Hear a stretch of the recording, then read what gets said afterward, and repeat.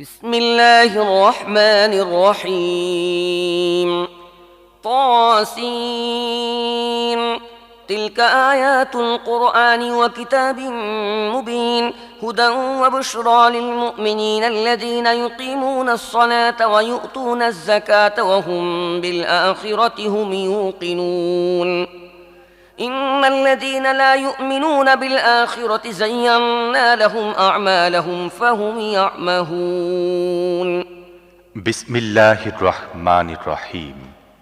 তসিন।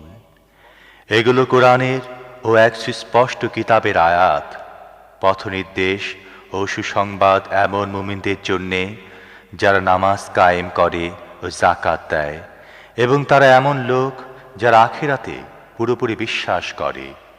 আসলে যারা আখিরাত বিশ্বাস করে না, তাদের জন্যে আমি তাদের কৃতকর্মকে সুদৃশ্য করে দিয়েছি, ফলে তারা দিশেহারা হয়ে ঘুরে বেড়ায়।